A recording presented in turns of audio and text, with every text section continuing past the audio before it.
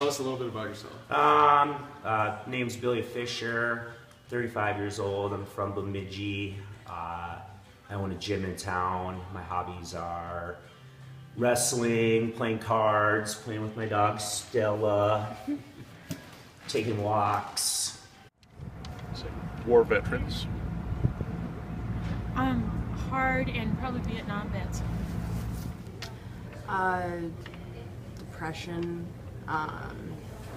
anxiety. I don't know. I can't imagine having it. Sure. I guess I couldn't relate to it because I have no idea what it would be like.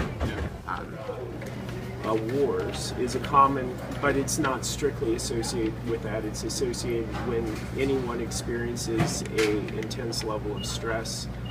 But beyond that, beyond a basic definition, I really don't know that much about it. All right. Do you know anyone with PTSD? Yes. Well, I don't know anyone personally who has experienced PTSD, so I know what PTSD is. No, not personally. I've heard some stories about some friends. My dad has a lot of friends that were in the war, but not just stories, not really anybody personally. I had a teacher in law school that had it. No, I can't say that I do. Stigma is when a culture or society associates negative connotations to people who have either specific traits or specific experiences. Like what people like assume when they hear or like see someone.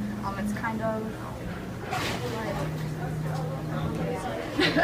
I've only I'm heard like that missing on the like a word. TV show.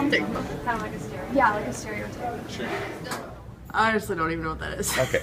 No problem. Stigma would be like thinking something is the way it is without really knowing exactly what it is. Well, literally, I think it means a scar or a mark, like, a mark of shame. And something that society, or we think society, puts on us.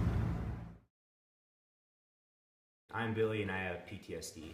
I was in the military for 9.5 years and I was deployed overseas twice as an infantry soldier in Bosnia and combat actions in Iraq. I got home from Iraq back into the States in 2007, July, and I think I probably started really noticing it probably that winter, just because the biggest thing was my girlfriend at the time, little things that I felt weren't such a big deal. It wasn't a big deal to me, but it was a big deal to her. Like I show up 5 minutes late to dinner and she's upset because I'm late, where to me it's like, well, I'm only 5 minutes late. It's like it could be worse.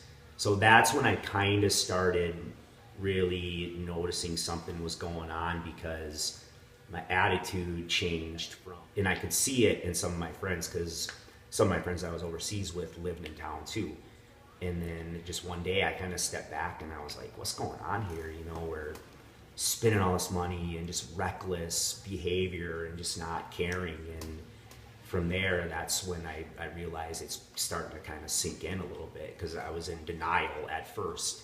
Everyone's in denial. And when they first warned us about it, they said, we're sitting in Kuwait getting ready to go in Iraq, and they're telling us all, oh, you'll change and you'll change. And I was in Iraq 16 months straight, and we're all like, no, we're not going to change. And then, we get back home, and as 6 months go by, a year goes by, I could really start seeing it just by like my reckless actions and just messing around, and just reckless is the main word I can use for it. One major thing to deal with it is having the gym. The gym's probably been a lifesaver for me, and then a lot of my fellow vets that also deal with PTSD, just because it's a good way to break down your over energy and a way to step out of reality and burn stress off. It gets better. It's still, when it happens, my episodes, I'll call them, they're not as extreme, just because I've really had to find out it's helped to learn.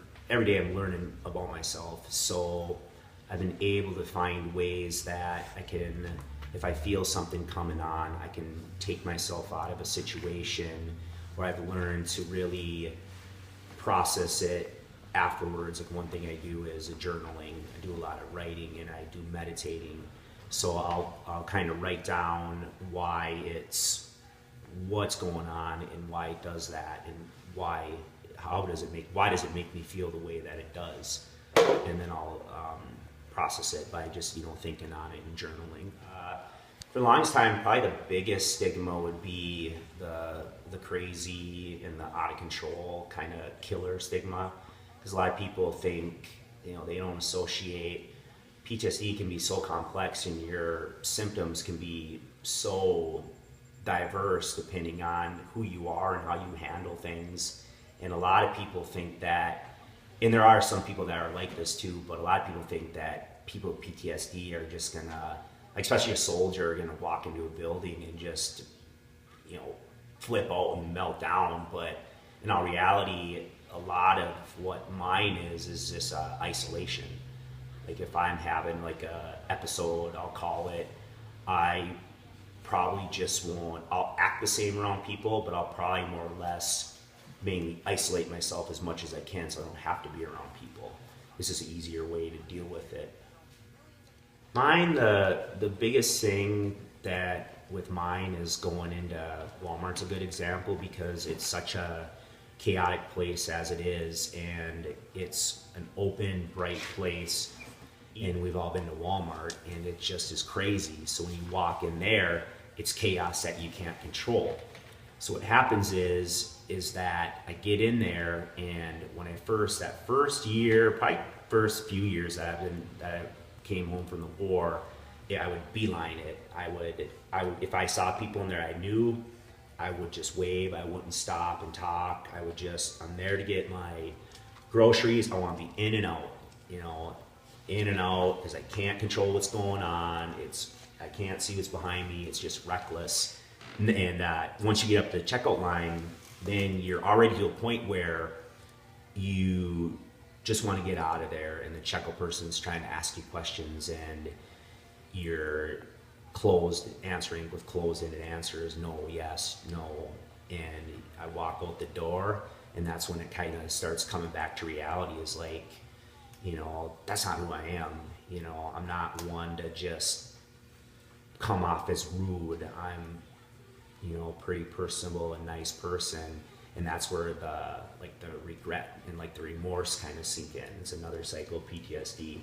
But I've gotten to the point now where I can go in there and it's not as much of a big deal. Yeah, I still kind of look around here and there, but that's just how I'm programmed, and I just have to keep doing it and keep realizing that this is a journey and that you have to work through it if you want to get through it. So that's my story about PTSD.